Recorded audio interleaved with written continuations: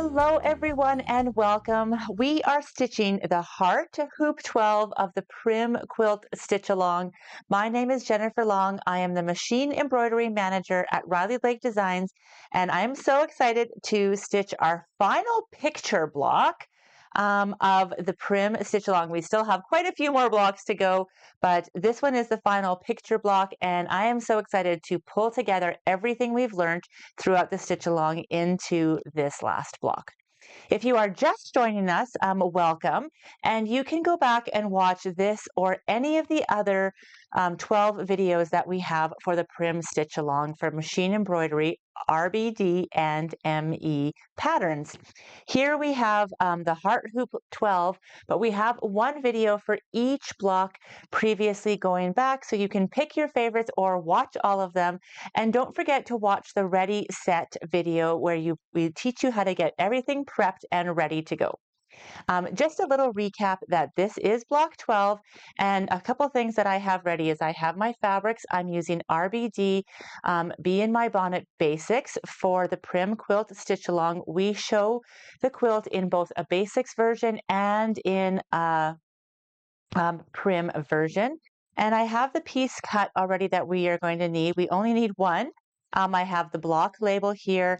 I have my backing already prepped and fused, as well as my stabilizer ready to go. In addition, I already went through the instructions and pulled out every thread color that we're going to need. I put them in order here. I just like to have them at my fingertips, and I've even loaded the machine with the very first thread color, which is 8.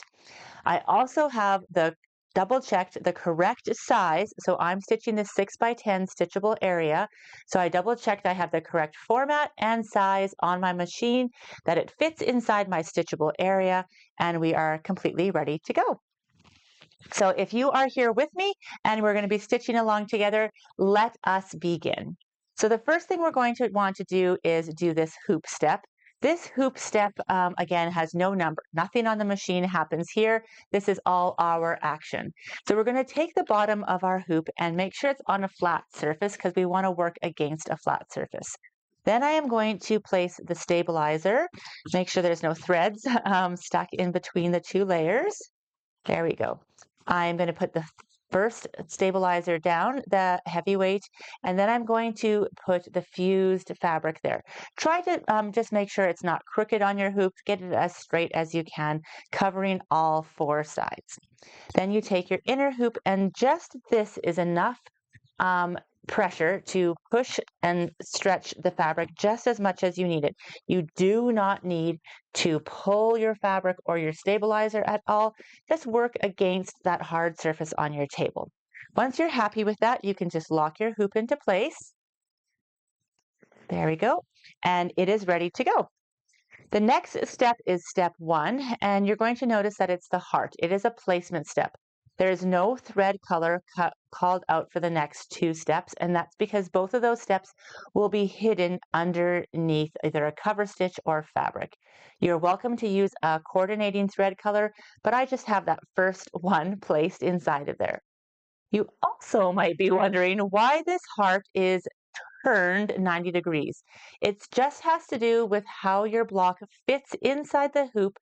In most hoops, we are really working hard to get the blocks to fit in as many of the hoops as we can, especially not always is a hoop 6x10 stitchable area. That's why we say that you need a 6x10 stitchable area inside.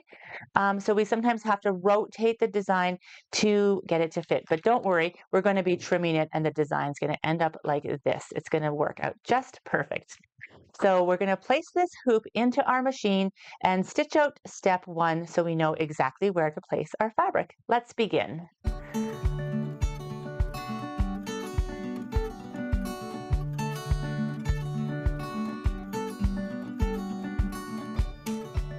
Great. So as mentioned, here's the heart, and it is rotated 90 degrees. The next thing we're going to do is grab our one and only cut fabric. That is our H fabric. We are going to place it right side up on top of our heart. You're going to notice that, I'm just going to move this off to the side. You're going to notice that this heart should have a nice 1/2 inch all the way around it. And that is going to ensure that you have enough fabric to grab and trim accurately and properly. Because this fabric has just a little bit of design to it, you just want to see if you want to fussy cut it, if you want to have the point at the bottom of the heart, play around. There is enough room here to just play around with your design and make sure it's exactly how you want it to fussy cut. You can either washi tape it in place or just finger press it onto your fabric and go ahead and stitch out step number 2. And again, there's no thread allocation here, so that is completely up to you.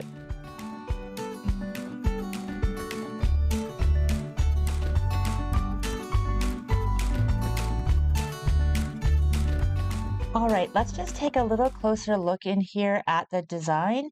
And I just want to point out here that there are 2 distinct rows of stitching for our tack down stitch. And that is intentional. It is so that when we are cutting here as close as we can to this line, that we aren't, if we accidentally cut it, we still have that second one there just to make sure our fabric is staying completely in place. So you can see I managed to have that point together here, and I'm really just happy how that fussy cut inside of there, but just have fun with it and play however you like. All right, let's take it out and trim that heart shape. All right, we always like to recommend that you pull your hoop out of your machine whenever you're doing trimming of applique for a few reasons. Number 1, it really lets you get the best trimming and as close as you can. Number 2, you won't accidentally puncture your background fabric when you're trimming, and because you have the table to press against here. So a few tips and tricks. Again, you just want to make sure your cutting wrist is always in a nice position. And you have a lot of fabric here, a 1/2 inch of fabric to be able to grab and give a slight, just make it taut as you're pulling it in close. Use kind of the tips of the scissors, like sort of a third down, and just do small little cuts. You can even cut all the way off so you have it here. And you want to get in as close as you possibly can. Instead of trying to work back like this in a really awkward position, rotate your hoop instead so that your wrist can stay in a nice position. You have all of this angles with this fabric to hold, and you just come around and trim. From there, if you see any threads that are just poking out on the bias of um, the fabric, you can just give them a little trim and then just simply brush them away. Adorable heart. That is the name and the center of our block here. All right, next up is step number 3. And on step number 3, we have a lot of leaves and some stems. So not all of the leaves, but we just have some of them coming out here and the stems. I am going to turn my trim step off on my jump stitches just because some machines don't have it. I want to be able to show you where and when you need to do that. But if you have it and you'd like to do it, just make sure that your jump stitches trimmer is on. And I'm going to go ahead and make sure thread number 8 is loaded up, and we are going to stitch out step number 3 and build this design together.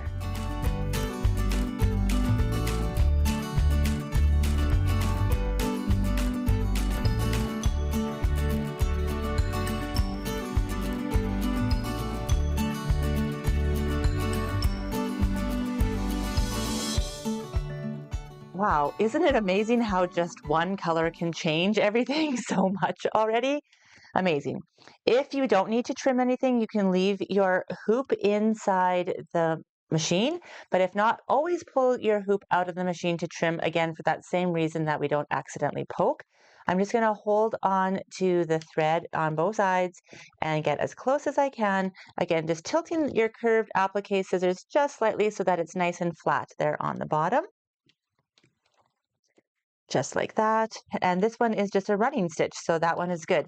I also always like to trim at the back, and depending on your machine brand, how your tie-offs work, sometimes they can kind of leave a little longer of tie-off, so it's not a bad idea to sometimes just turn your design over and trim it up. And just keep the back nice and lean. Lovely. Okay, let's move on to the next step. Step number 4.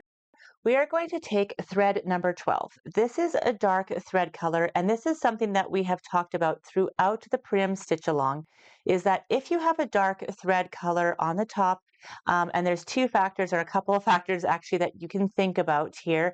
If your tension on your bobbin or on the top are not aligned correctly, then sometimes you can see a little bit of the bobbin thread peeking through. One quick fix for that is just to create the bobbin thread the same color or a dark thread color at the bobbin. If you continue to have a problem, definitely take your machine into your shop where you purchased it. The second thing is, a really exciting thing is that this is a sawtooth star that is just slightly rotated here, and it is something that we have stitched out on every single hoop so far, all 12 hoops in the Prim quilt. So I just wanted to take a moment to just point out that consistency in the design and that cohesiveness throughout the project. It really is so fun, and it was one of the many things that make the Prim quilt so special. So all you need to do is change out your thread, and we're going to go ahead and stitch out step number 4 together.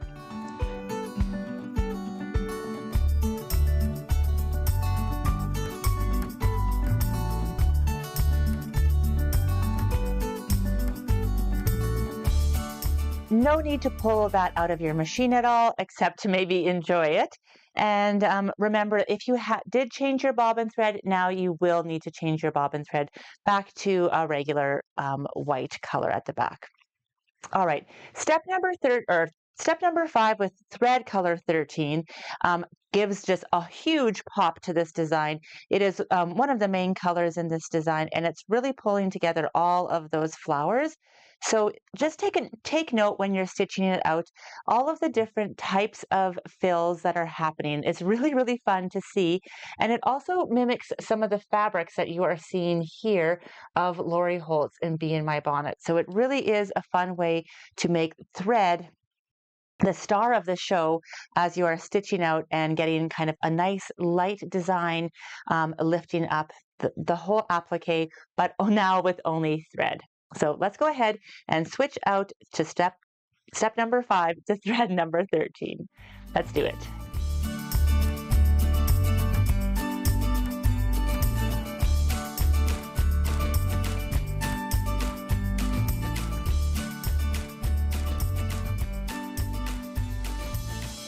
Look how that comes to life already. Wow, it just feels so springy and beautiful. Again, you can leave it in unless you would like to take an opportunity to trim the back and or to trim your jump stitches. And I'm just going to get a hold of each one of them here and just trim between them. So it's just easier if you hold right in the middle if you need to do this, and that way you have lots of control on both ends. And don't forget to trim the backside as well.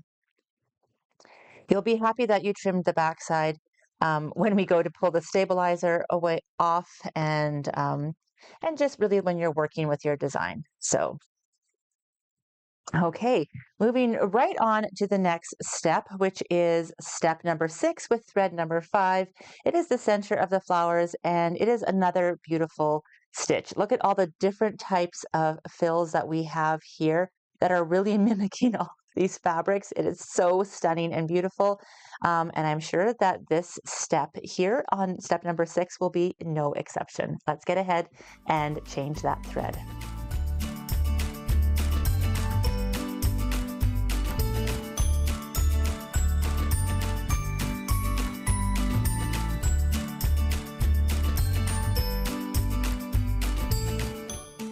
Okay, so it's not necessary to pull it out again if you don't have a jump stitch to trim, but I just love pulling it out just to keep admiring this design as it goes. It's just one of the fun parts of stitching out Be in My Bonnet design with all of the fun fabric mimics that it has in here. So moving on to step number 7, we have a lighter green thread. So this is thread number 7. You can see that there's contrast in here.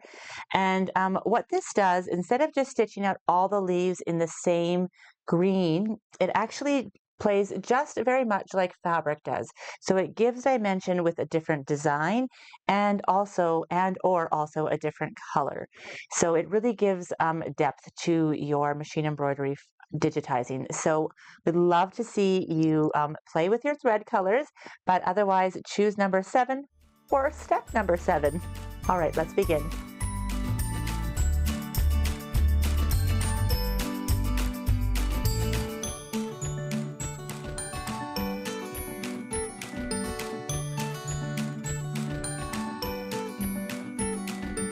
Wow, let's just take a quick look at how that is all stitching out. Isn't it just amazingly beautiful? And it even gives, with this kind of a cover stitch, it even gives an illusion that this is fabric, even though that is just a thread motif and so many different ones to play and enjoy.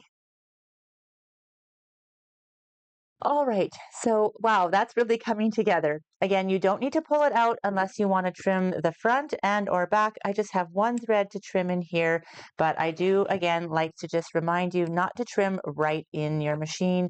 Always pull it out. Step number 8 is thread number 3, and this is where the hand really all comes to life. You're going to see the texture that it's going to stitch out here for this design, and this is just an easy, fun fill stitch to watch as it stitches. This is step number 8, thread number 3.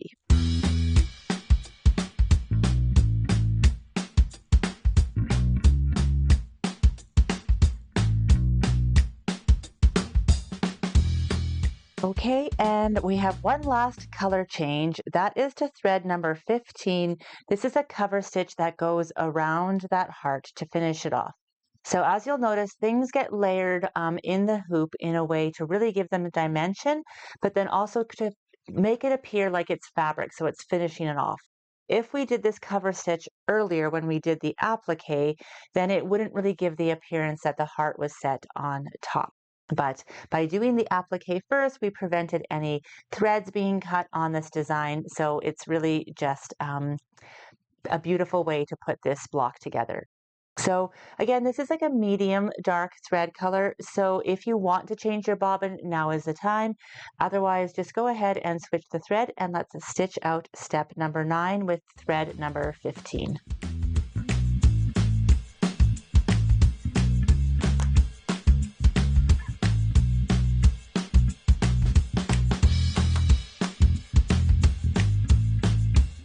We have one more step to go, which is a very important step and actually makes the next outside of the hoop steps so much easier and really fun. But before we begin, I really love to just take this out of the hoop and appreciate everything. So let's just take a look at how that design looks together. Wow, isn't that just spectacular? Even the points of the heart and the covers and how the fabric plays together with all of these threads. I am just completely in love with it. And I really love how this looks like it's on point as well, that fabric. So this is an opportunity now before you do that last crosshair step, just to make sure that everything's stitched out the way that you want it to. You don't want to go ahead and cover anything else. And I just take this opportunity to just trim any of my trim stitches so that there isn't any tails. I've got a nice clean back. Okay. You can opt to switch your top thread and or your bobbin thread for this crosshair step. It does make it easier to see. I'm going to leave in the dark brown. We'll be able to see the top really well, and I know where the bobbin thread is as well, but please feel welcome to change it if that makes it easier for you. Okay, let's go ahead and stitch out our very last step, which is step number 10, the crosshair step.